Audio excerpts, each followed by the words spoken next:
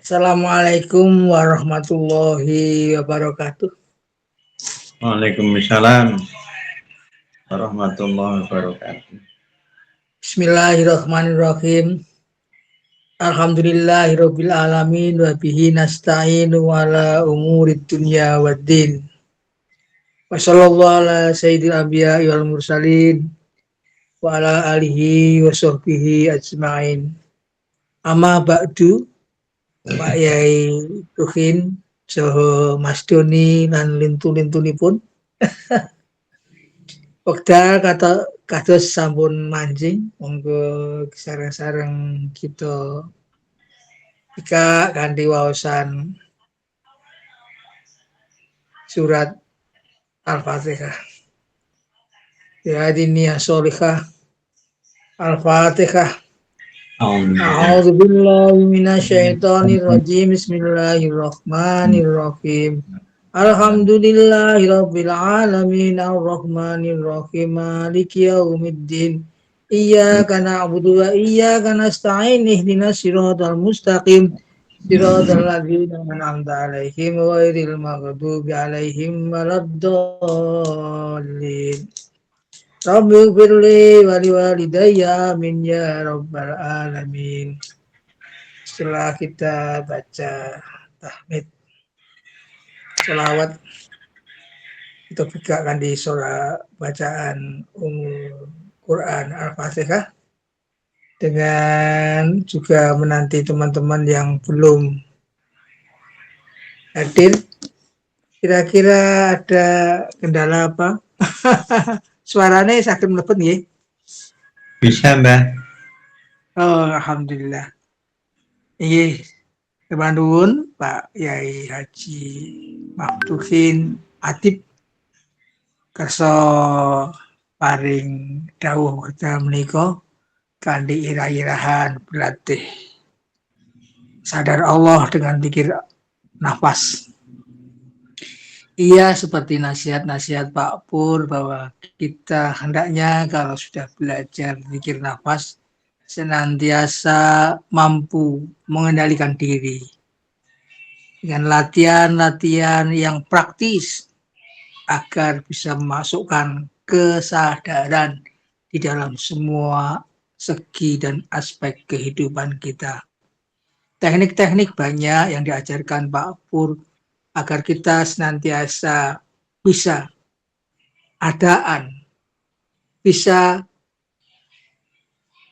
saat ini menyadari Allah Subhanahu wa Ta'ala dengan hadir utuh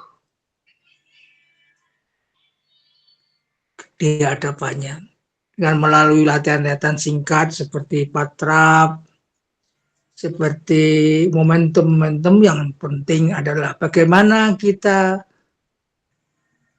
hidup ini dengan melakukan aktivitas yang meditatif seperti yang diajarkan Pak Pur, bagaimana kita menerapkan mindfulness Islam, yaitu belajar hidup meditatif. Artinya, assalamualaikum Pak Slamet. Monggo lanjut. Pak Pur senantiasa menganjurkan kita jangan lupa untuk selalu melatih diri berlaku meditatif. Sedang berjalan, ya berjalanlah dengan penuh kesadaran, ya sedikit-sedikit pelan-pelan dengan menyebut asma Allah, hidupkan sadar Allah yang pada dasarnya maknanya adalah pengetahuan makrifat kita kepada Allah. Kita pertebal bahwa dalam hembusan nafas dan tarik nafas adalah kehidupan manusia bersama Allah. Setiap saat akan tidur, mau tidur Mbak. Apapun yang kita kerjakan, hendaknya kita senantiasa belajar mindfulness Islam. Selalu seperti kita sedang berniat dalam sholat adalah adaan. Saat ini kita hadir di hadapan Allah. Untuk itu marilah kita ikuti nasihat-nasihat Yai Haji Maftuhin dari Bapak. Nasihat-nasihat beliau begitu gigih menelurkan pemikiran-pemikirannya lewat kelompok WA kita. Bagaimana beliau menciptakan teknik-teknik, menghidupkan teknik-teknik yang diajarkan Pak Pur dalam kehidupan kita untuk senantiasa sadar Allah, berjalan menuju Allah dan bersama Allah. Monggo Pak Maftuhin, Pak silakan. Saestu. Pak Doni kok nggak kelihatan gambarnya? Kelihatan Pak Mas Doni. Mas Doni ada. Tapi nggak kelihatan gambarnya. Monggo Pak Maftuhin ndherekaken wekdal kersa panjenengan. Assalamualaikum warahmatullahi wabarakatuh. Waalaikumsalam warahmatullahi wabarakatuh. Bismillahirrahmanirrahim. Asyhadu an la ilaha illallah wa asyhadu anna Muhammadar Rasulullah. Astagfirullah. La ilaha illa anta subhanak. Inni kuntu minal dzalimin. Allahumma shalli ala sayyidina Muhammadin wa ala alihi wa sahbihi ajma'in, amma ba'du. Pada sahabat Pak Dokter, Pak Zain, Mas Joni, yang lainnya yang belum hadir. Pertama, mari kita panjatkan kehadirat Allah, di mana di saat ini kita masih diberikan sehat rohani maupun jasmani, dengan harapan semoga kita tetap lurus Allah.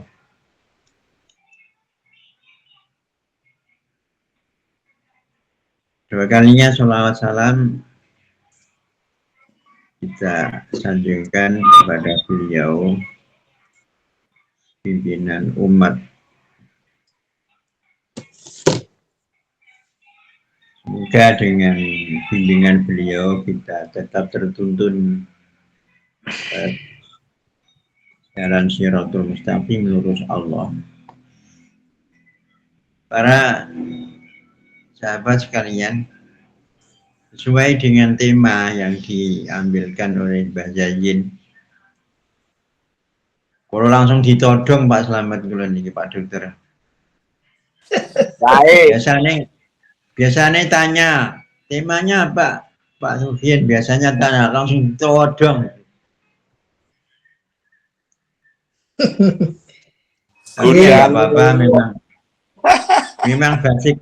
memang basicnya itu sadar Allah ya, sudah basicnya. Sadar Allah, belajar sadar Allah dengan berzikir nafas temanya. Kalau saya kaji secara dalam, kajian saya, sadar Allah itu, kalimat sadar itu sebetulnya kan dari bahasa Arab yang sudah masuk dalam bahasa Indonesia. Jadi kata sadar itu dari bahasa Arab yang sudah masuk dalam bahasa Indonesia. Dan banyak ya bahasa Arab yang sudah masuk dalam bahasa Indonesia, banyak sekali. Almari, Al-Roji. Al-Roji. Tapi biasanya kaidahnya itu kalau bahasa Arab yang sudah masuk bahasa Indonesia itu artinya padat sekali, biasanya gitu, berbobot sekali. Ini kajian dari saya itu demikian.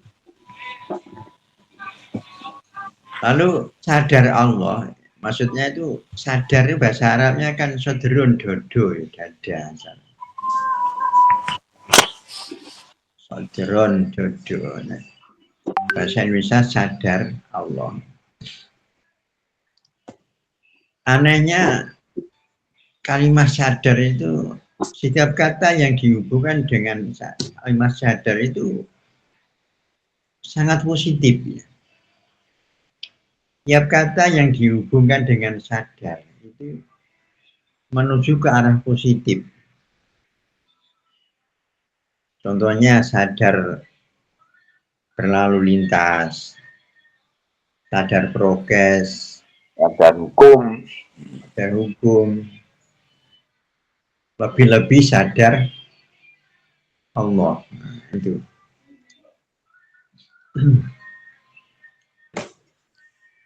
Sadar Allah cara ringkasnya yang simpel itu bersama Allah. Sadar Allah sama dengan bersama Allah. Kemarin lusa saya pernah share oleh Pak Pur direkomendasi bahwa sadar Allah itu sama dengan bersama Allah, direkomendasi oleh Pak Pur, otomatis benar. Sadar Allah sama dengan bersama Allah. Memang hidup itu bersama Allah. Hidup itu sudah bersama Allah. Cuma kesadarannya yang belum. Kesadaran yang belum. Lalu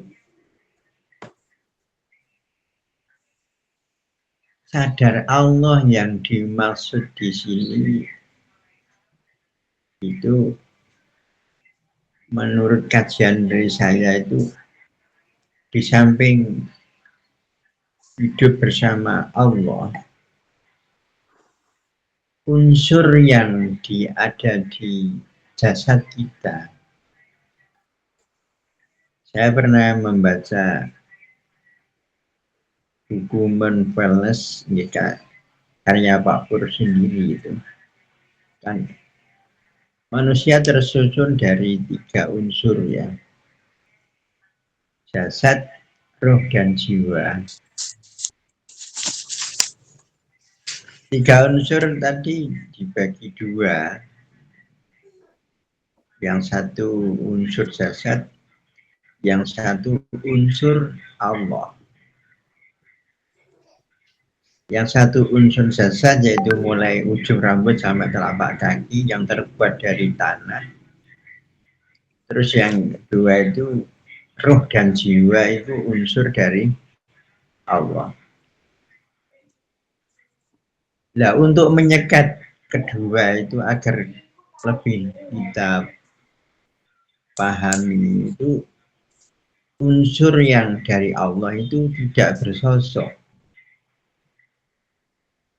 Unsur dari Allah yang berupa jiwa dan roh itu tidak ada sosoknya.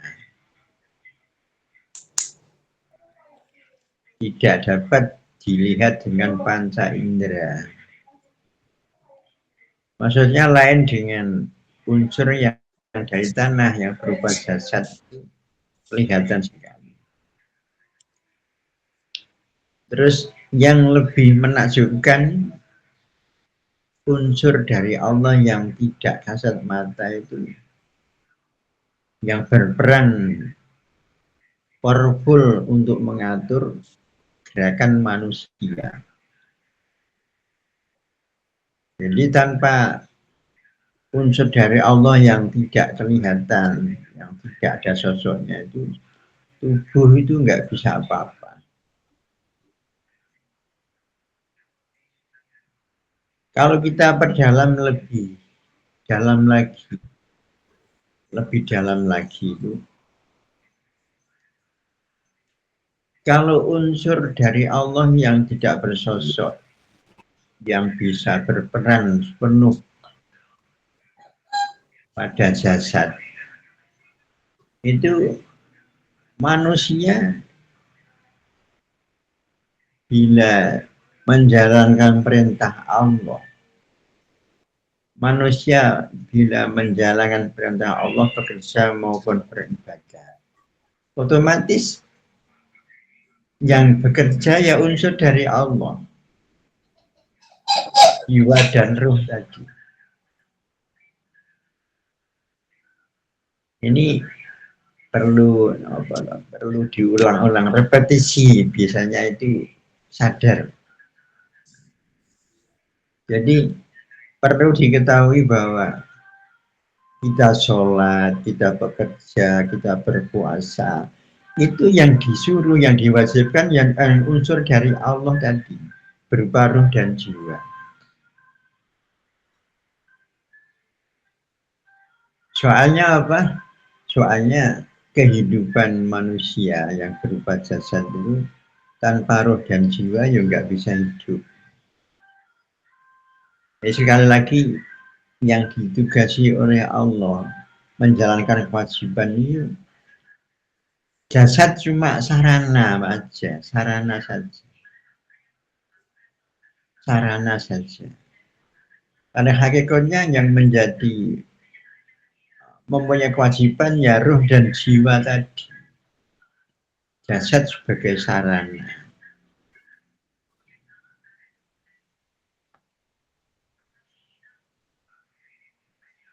Ini kadang-kadang kita belum begitu mendalami, belum begitu menyadari. Tapi kalau kita ulang-ulang, repetisi, kadang-kadang baru sadar, oh iya. Berarti roh dan jiwa itulah yang diwajibkan oleh Allah pada manusia untuk melakukan syariat agama. Jasad cuma sarana saja.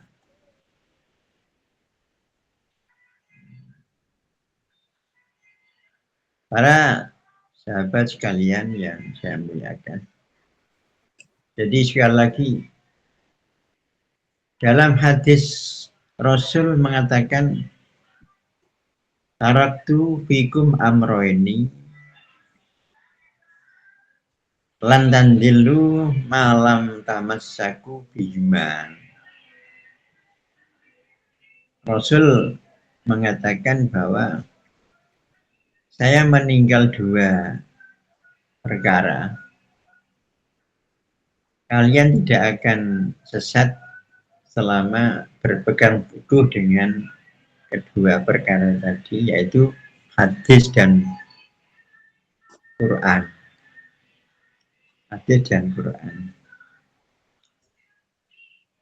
Rasul mengatakan demikian memang benar-benar iya.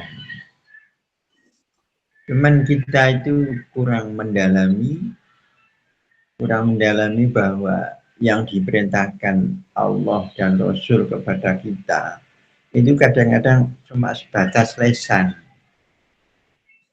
Belum tembus ke jiwa.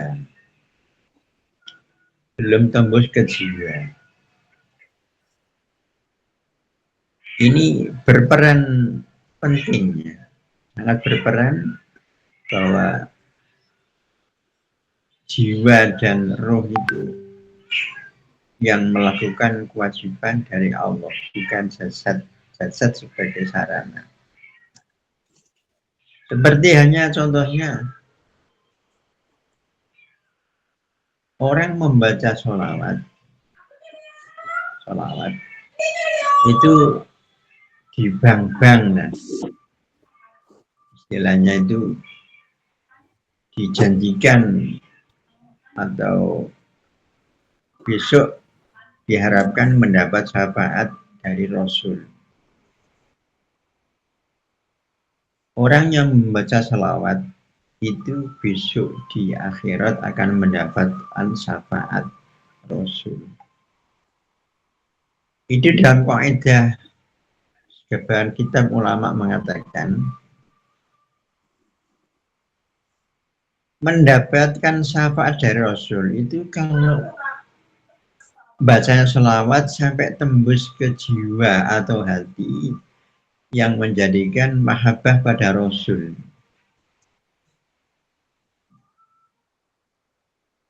Orang yang membaca Quran atau membaca sholawat diharapkan memperbanyak membaca Quran dan sholawat itu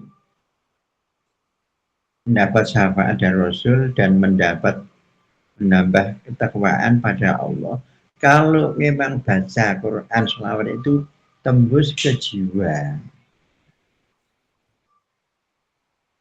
Kalau baca Quran sampai ketemu jiwa berarti kedekatan Allah tambah dekat sebab baca Quran tadi. Begitu juga baca sholawat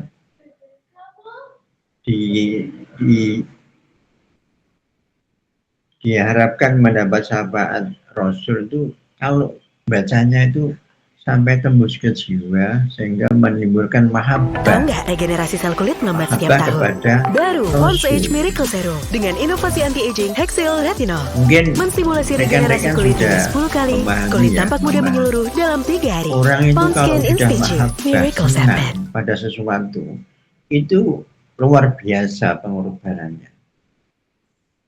Beda jauh orang sama orang yang tidak suka sama yang suka itu perbedaan jauh sekali.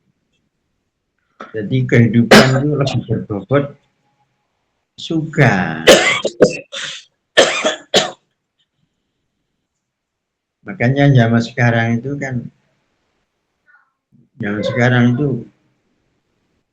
kadang-kadang itu memperbanyak sholawat, baca Quran itu kepedulian nggak sampai situ.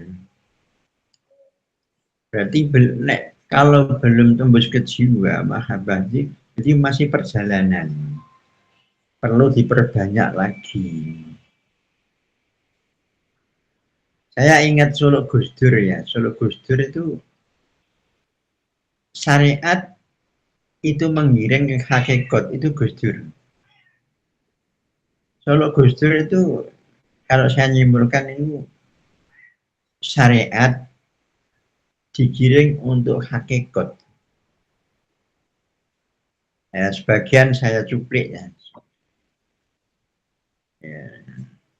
Akeh wong apal Quran hadis seneng ngapirke marang liyane. Kafire dhewe gak digatekke. Gak digatekke. Jadi sore Gus Dur itu dari syariat digiring menuju hakikat. Jadi apal Quran kan itu masih syariat ya. Kalau tidak ada pengamalan isi Quran itu ya itu tadi masih dalam perjalanan. Jadi semuanya itu dari syariat diharapkan ke hakikat lurus Allah, sadar Allah tadi. Sedikit sekali lagi tambahnya, ingin kembali ke sadar Allah. Sadar Allah bersama Allah. Itu manusia itu sebetulnya sudah bersama Allah semuanya. Cuman kesadaran kita yang perlu tuntunan bimbingan. Nah, sadar Allah yang sudah secara holistik keseluruhan itu maksudnya gimana? Sadar Allah yang kira-kira sifat-sifat Allah itu kita sudah bisa mengaplikasikan di kehidupan setiap hari. Jadi sadar Allah yang puncak. Sifat-sifat Allah yang sudah kita bisa mengaplikasikan kehidupan setiap hari. Kan puncaknya kan gitu ya. Sadar Allah itu hidup bersama Allah itu berarti sifat-sifat Allah, meniru sifat-sifat Allah kita aplikasikan ke kehidupan setiap hari. Kayak adil, dermawan, bijaksana, terus belas kasih, itu semuanya sifat Allah yang seharusnya manusia itu bisa meniru sifat-sifat Allah sehingga menjadi wakil Allah yang baik, sempurna. Tanpa melibatkan Allah, tanpa meniru sifat Allah, nggak mungkin manusia bisa baik. Ya, demikian saja yang saya sampaikan. Mohon maaf bila kepanjangan. Assalamualaikum warahmatullahi wabarakatuh. Waalaikumsalam. Waalaikumsalam warahmatullahi wabarakatuh. Nuhun. Nah, Nuhun Pak Maftuhin telah begitu kerso medar sedemikian dalamnya tentang laku lampah yang harus kita lakukan untuk mengamalkan ajaran-ajaran agama kita yang tidak hanya sekedar pada kulitnya belaka, namun di sebalik itu kita mampu mendalami, meresapi tentang ketentuan-ketentuan agama yang telah kita terima sejak dalam pembelajaran kehidupan ini. Memang tampaknya begitu. Monggo Pak Slamet menawi di paring dawuh. Alhamdulillah. Monggo Pak Slamet. Assalamualaikum warahmatullahi wabarakatuh. Ya Pak Selamat gak cair ini. Ada selasa cair kan Pak Selamat, Pak Dokter ngomong cair.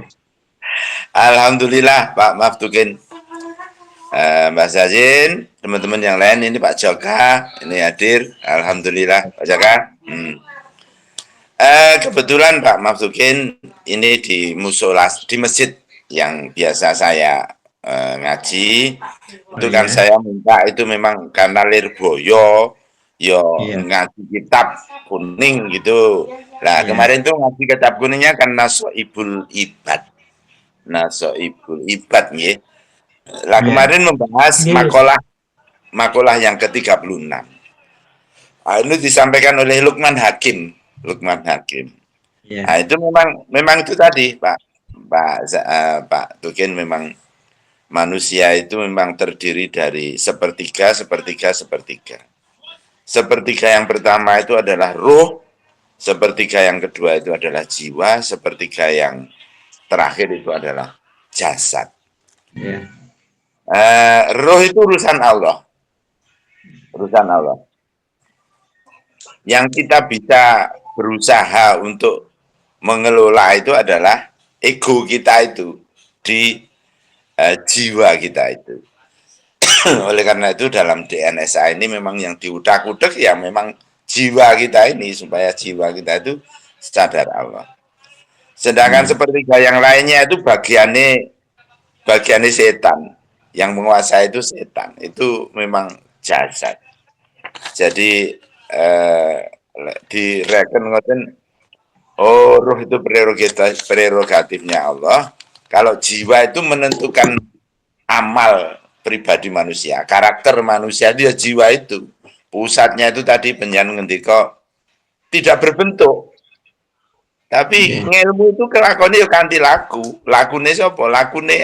Lakune urip itu ya memang pencerminan dari jiwa itu.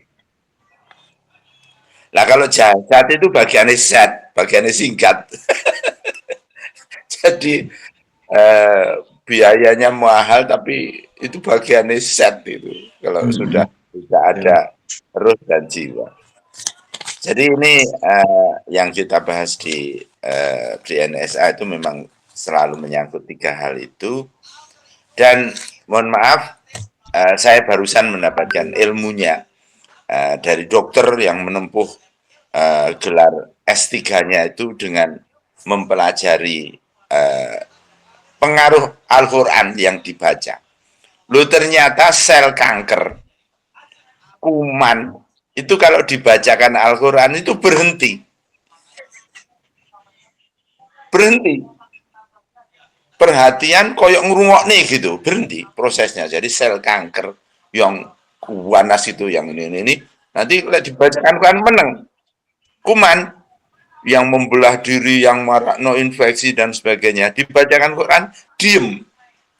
Jadi menungso dibaca. Ya. Itu iya penelitian, itu dokter. Iya. Iya.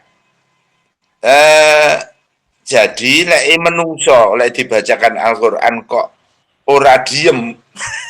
Niku berarti ya kudune izin karo kuman. Ya. Izin karo sel kanker. Jadi fitrahnya manusia itu memang lek dibacakan Al-Qur'an tadi penjenengan ngendika Pak, mungkin sing tembus. Makanya membaca itu kan diupayakan untuk zahirnya kan keluar. Meskipun suaranya elek, tapi kuping itu kalau bisa mendengarkan suaranya tadi. Itu obat yang luar biasa. Obat yang luar biasa. Tadi kuman saja berhenti. Sel kanker berhenti. Jadi ini penelitian ilmiah banget. Jadi betul-betul memang kalau kita membaca Qur'annya ini benar, tartil, kemudian sesuai aturan, maka itu tadi menang, berarti tenang. Jadi ketenangan jiwa itu memang betul-betul akan diperoleh. Moco gurapalane tok dang bar, ya itu ya efeknya ya beda. Jadi ini benar-benar apa yang ketika itu Pak Maftukin ilmiah sudah diteliti oleh dokter, tidak tanggung-tanggung, dan ini bisa dipertanggungjawabkan. Memang tidak tampak, tapi mempunyai pengaruh yang jelas. Tadi pengaruhnya.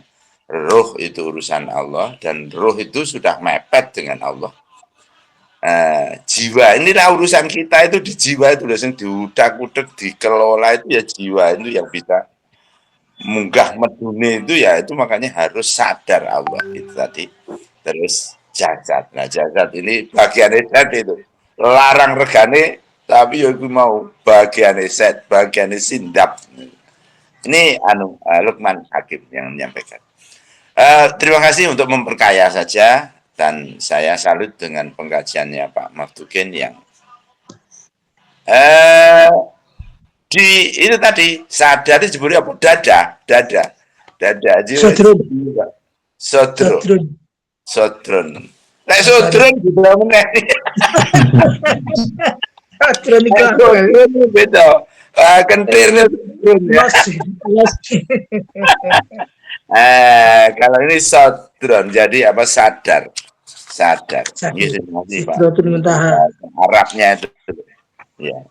Sodron. Matur nuwun. Nggih, Assalamualaikum warahmatullahi wabarakatuh. Salam.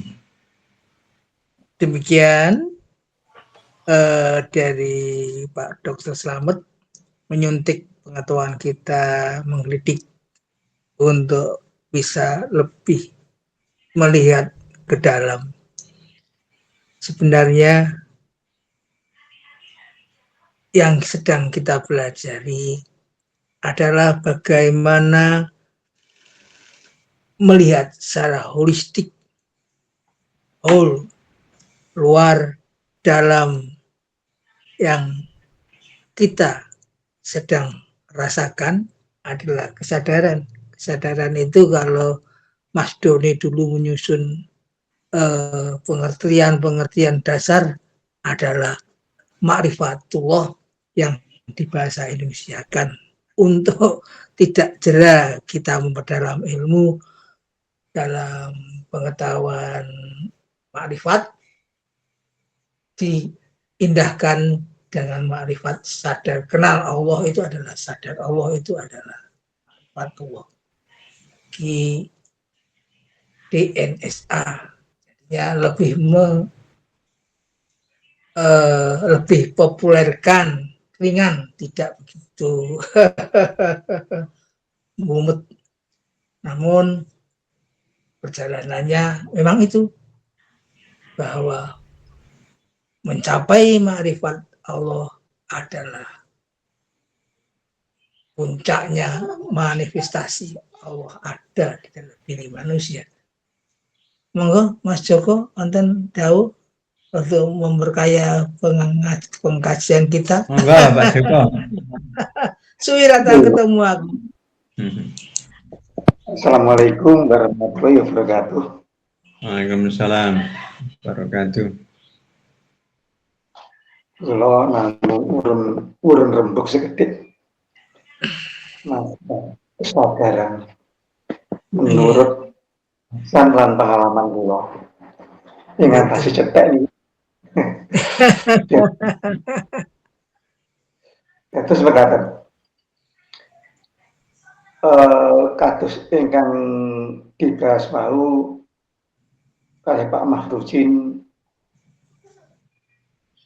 bahwa kita meniru sifat Allah, nggih. Ya. Niku lek pamanggih kula sing gadah sifat pancen Allah sanes manusia ngono.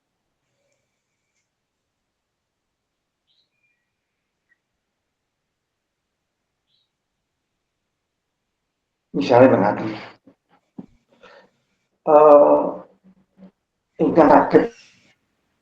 ingkang gadah sifat bergerak wala niku apa Allah. Nah terus pripun kita saged menyadari puncake kesadaran teng afal Allah niku wau. Niku lek teng mriki teng zikir nafas dipun ajari dipun praktekne patra gerak. Nah itu rumah sekolah contoh yang saya sana. Supaya patra gerak bisa terjadi, maka kita manusianya harus fana, diem, tidak ikut-ikut, alias habis dari sifat gerak itu dulu. Setelah kita berdiam diri, berserah, baru yang bergerak ternyata kita merasa dipergerakkan. Tubuh ini ternyata bukan kita, bukan saya, manusia yang menggerakkan ya. Baru kita benar-benar bisa menyadari. Begitu juga terjadi pada patra sakratul maut. Seperti yang diceritakan oleh Pak Dokter dulu, saya masih teringat.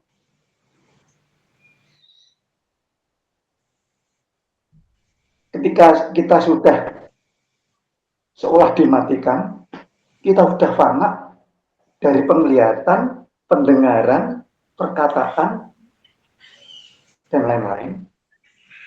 Di situ ternyata kita masih bisa mendengarkan. Kita Pak Selamat seperti itu. Kita masih bisa berpikir. Berarti yang mendengar, bahkan kalau saya merasakan melihat, berpikir, bukan kita manusia ternyata ya. Itu melainkan sifat dari Allah sendiri. Kita benar-benar bisa menyadari, sadar itu bukan manusia yang sedang menggerakkan, yang sedang memperlihatkan, sedang melihat, sedang mendengarkan. Begitu juga ketika kita praktek pada zikir nafas, diajarkan oleh Pak Pur, kita berdiam diri, kita keluar, memperluas dari ruangan ini, dari diri, bahkan dari alam ini. Sudah habislah wujud dari diri kita. Kita sirna, kita habis, kita fana. Yang saya rasakan, ternyata juga bisa masih berpikir, bisa merasakan, masih ada hidup. Kalau gitu, yang wujud kita sudah habis, masih ada diri manusianya. Kita benar-benar bisa menyadari. Ternyata wujud ini, wujud badan ini bukan wujud kita sebagai manusia. Wujud alam ini bukan kita yang memiliki. Kalau kita bisa fana dari sifat wujud tadi, itu mungkin saya kemarin baru mendengarkan ngaji di YouTube.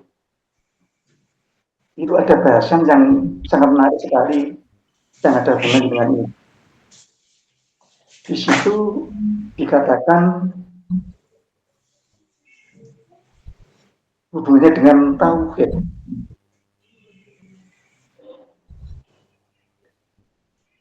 Jadi ketika kita sudah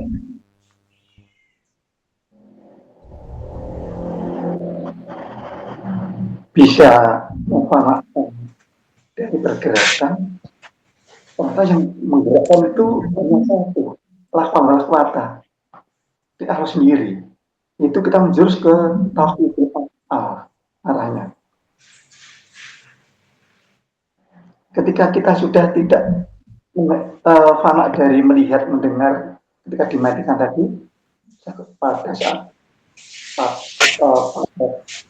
waktu maut, kita bisa fana dari penglihatan pendengaran sebagai manusia besar. Di situ menjurusnya ternyata tauhid itu sifat yang melihat, yang mendengar, bicara dan lain-lain bukan manusia. Itu mungkin ada hubungannya dengan yang dijelaskan oleh Pak Mahfusin tadi.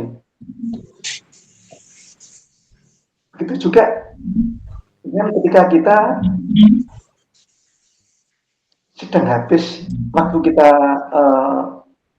berzikir nafas, keluar dari diri, dari ruangan, bahkan dari alam dan sekitarnya, habisnya segala wujud. Kita sedang wujud. Karena kita wujud bukan manusia.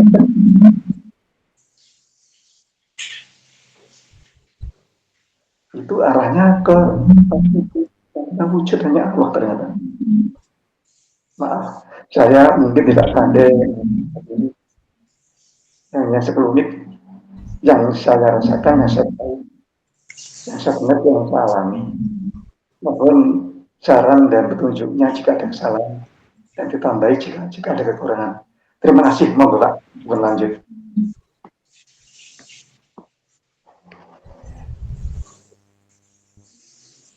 Ya, Mas Joko, terima kasih atas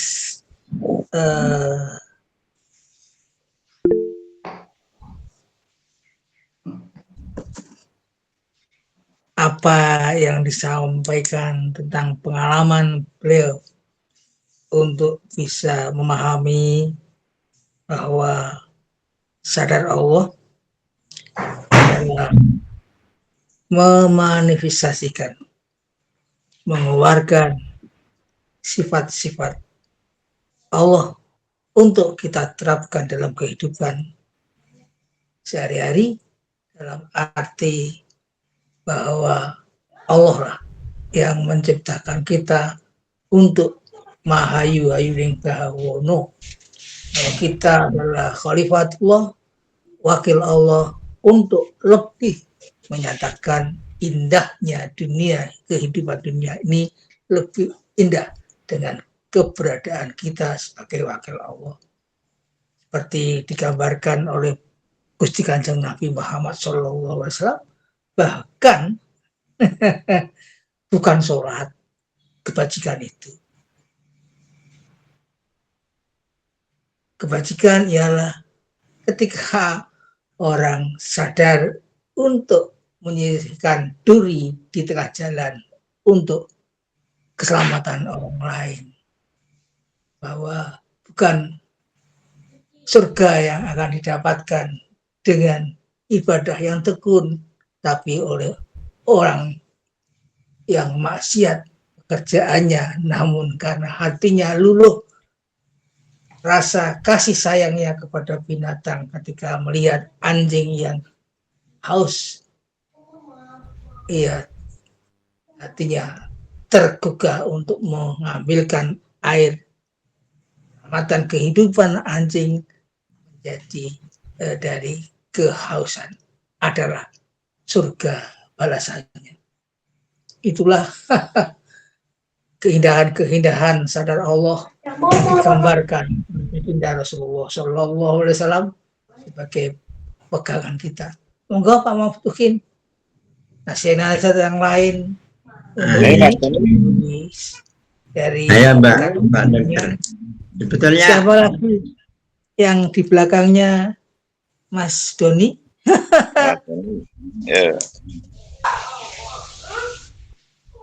Ya, sebetulnya saya agak kurang keras dari Pak Joko tadi, belum. Oh iya. Nggak begitu halus Pak Joko sama Pak Joko halusan, halusan. Mas Doni, suara saya kurang nyaring Pak ya tadi, tidak begitu terdengar ya. Kurang dekat kabelnya. Ada yang lain yang memberikan tanggapan untuk Pak Maftuhin? Pak KH, siapa ya KH ya Pak? Kelihatannya ada yang lain di belakang kita. Ada apa? Oh, nggak tampak saya. Kan? Ya Mas Doni. Iya. Halo, nyimarin. Oh, monggo. Iya. Bahwa intinya kesadaran Allah adalah jalan tauhid untuk bisa memastikan bahwa Allah adanya yang hak adanya dan manusia adalah yang baka adanya, yang tidak ada. Monggo Pak Maftuhin untuk kata akhir sudah waktunya. Hampir 5. Pak Dokter Mbak Jayin, coba kita kembali ke masalah kesadaran ya. Iya. Iya Pak. Kata akhirnya saja. Baru masuk DNA Sagabung saya dulu itu. Saya pernah membaca manusia adalah kesadaran. Manusia adalah kesadaran. Sama dengan ahli balaghah mengatakan manusia adalah kesadaran. Nah, cara kata-katanya berakal itu kalau direpresentasi DNA sama dengan kesadaran.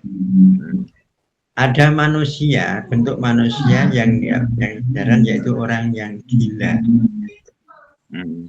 Yang terdiri dari orang sodron. Yang tersusun dari 2 unsur itu ruh dan jasad, nggak ada jiwanya.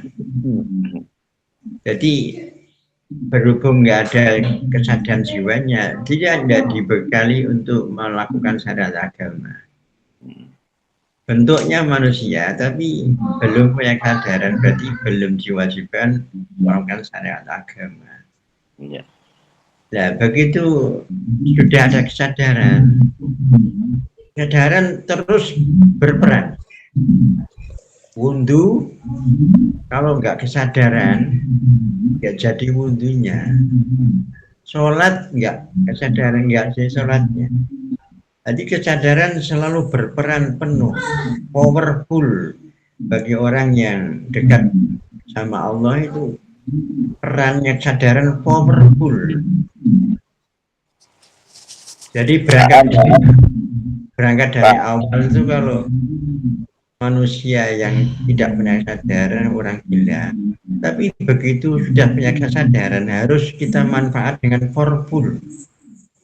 Wudhu harus kesadaran, sholat harus kesadaran. Pak Maftuhin. Mungkin ini kita diskusi ya.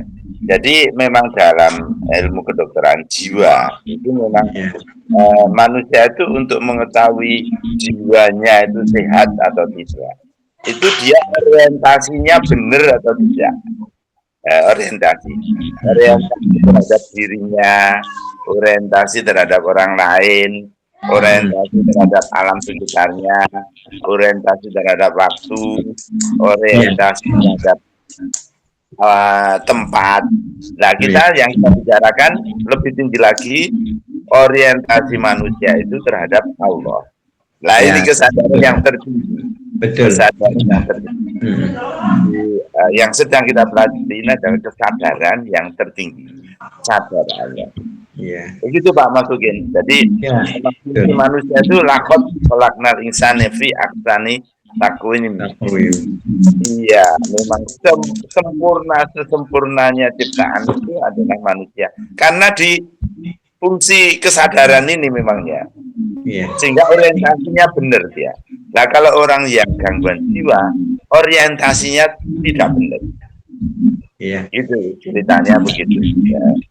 Dan itu bisa dibaca dalam ilmu kedokteran, itu bentuk, isi, dan jalan pikiran. Tapi kalau dalam kedokteran itu masih pikiran. Jadi tanya jawab itu ada bentuk, isi, dan jalan pikiran. Harus sinkron. Kalau itu sinkron berarti benar. Kalau antara bentuk, isi, dan jalannya tidak sinkron, itu namanya schizophrenia. Schizophrenia itu jiwa yang terpecah belah. Gitu. Alias edan. Sodrun. Bukan sudur. Nek cara Quran kok sudur ya. Nek solar kan sudur. Tapi sodrun. Nggih, wonten.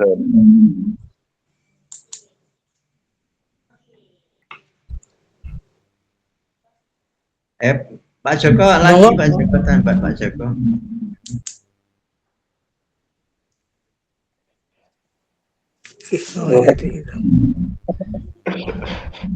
Suaranya kurang nyari. Lumayan Pak Joko. Lumayan tambah. Bukan Pak Joko, ya sudah. Dengan kudu rada lantang. Saya bukan anunya. Mic-nya dihidupkan.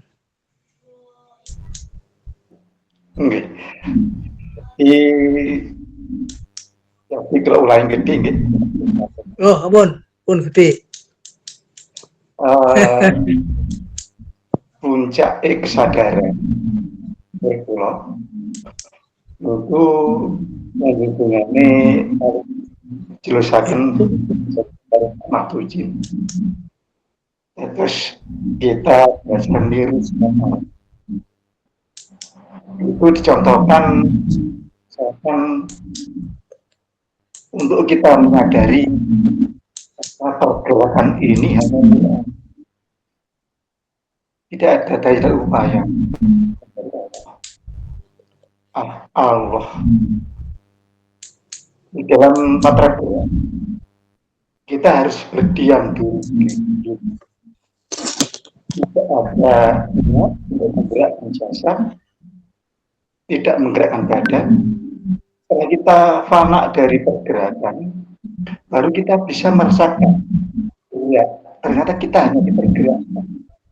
Yang dijelaskan di patra gerak, dipraktekkan pada patra gerak. Kita baru bisa merasakan kita ini sedang dipergerakkan. Sebetulnya terus jadi. Itu juga dengan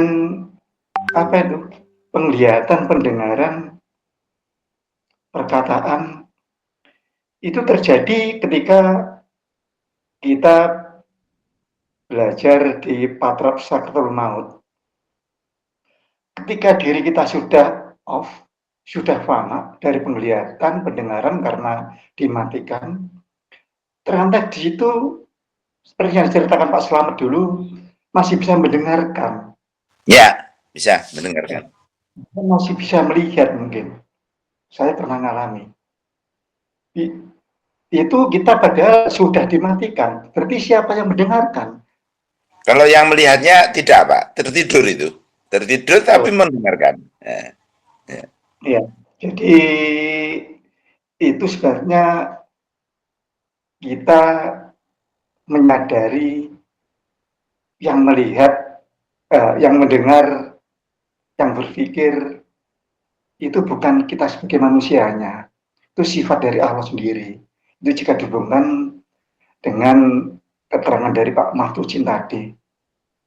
Terus lagi ketika kita sedang berzikir nafas, diajari oleh Pak Pur, kita berdiam diri, meluaskan kesadaran, keluar dari ruangan, hingga keluar dari alam. Dan keluar dari jasad puncaknya. Habislah kita tidak ada. Wujud kita sudah tidak ada. Yang saya alami itu kita juga masih sadar, ada kesadaran dia berpikir. Berarti wujud ini yang punya bukan kita. Di situ ada yang punya sifat wujud hanya Allah. Di situ kita bisa belajar menyadari kesadaran wujud hanya milik Allah. Mungkin begitu ya, sedikit dari saya. Jadi kita fanakan dulu diri yang luar, jasa, baru kita benar-benar bisa masuk ke kesadaran. Puncaknya kesadaran.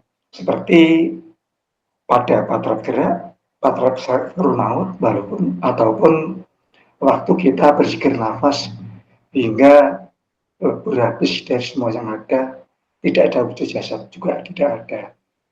Itu kita benar-benar ada di kesadaran. Puncak dari kesadaran itu sendiri. Terima kasih, monggo. Dipun koreksi melalui salah, dipun tambahin melalui kurang.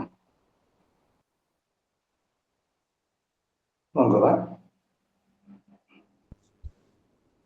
Ya, wonten ingkang badhe memberikan kata akhir untuk pertemuan kali ini. Yang jelas bahwa perjalanan spiritual kita menuju Allah dan mengaplikasikannya di dalam kehidupan kita adalah sebuah perjalanan yang tidak mudah untuk meraih kondisi-kondisi pencapaian yang sempurna. Semuanya dibutuhkan latihan-pelatihan seperti yang kita lakukan melalui berzikir nafas. Tidak spontan mencapai pada puncak zikir nafas dengan sibgoh, namun cobalah kita mulai mampu memisahkan etape demi etape. Dari etape-etape zikir nafas yang kita lakukan akan lebih menyempurnakan kesadaran kita bagaimana kita menjadi manusia pemula yang taunya hanya hawa nafsu belaka, dan akhirnya kita adalah bagian daripada alam semesta yang tidak bisa terpisahkan, selalu bertasbih, bertahmid, dan bertakbir, mengikuti semua kehendak Allah Subhanahu wa Ta'ala. Kita tidak punya apa-apa dengan prinsip la haula wala quwata illa billah, la haula wala quwata illa billah, menuju bersama Allah dalam sibgoh.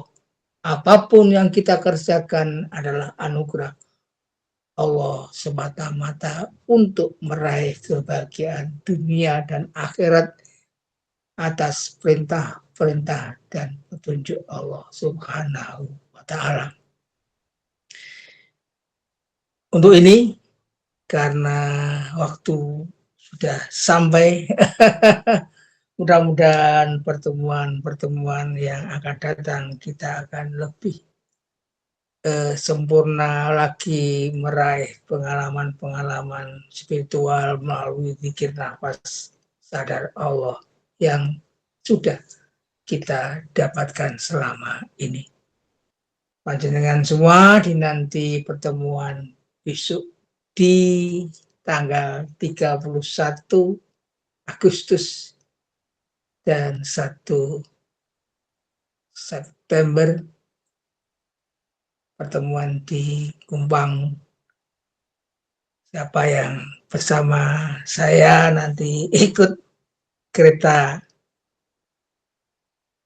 api saja bersama-sama dari stasiun Blitar ke Kediri dan akan turun sama-sama di Solo. Mudah-mudahan kita akan berjumpa di sana di pertemuan nasional. Kiranya begitu. Mudah-mudahan ada guna dan faedahnya pertemuan kali ini. Pak Maftuhin, sampun nanu. Atau sih sudah out dulu. Chat atau tadi. Nggih. Marilah Sudah, kita ditutup lah ya. Ya, dengan bacaan surat Al-Fatihah. Semoga Allah memberikan petunjuk-petunjuk kepada kita, dan untuk itu marilah kita tutup dengan bacaan surat Al-Fatihah. Sa'ulillahi Al-Fatihah. A'udzubillahi minasyaitonirrajim. Bismillahirrahmanirrahim. Alhamdulillahirabbil alamin. Maliki yaumiddin. Iyyaka na'budu wa iyyaka nasta'in. Ihdinas siratal mustaqim. Siratal ladzina an'amta 'alaihim ghairil maghdubi 'alaihim waladdallin. Amin. Allahumma sholli ala Sayyidina Muhammad. Assalamualaikum warahmatullahi wabarakatuh. Waalaikumsalam warahmatullahi wabarakatuh. Sampai jumpa.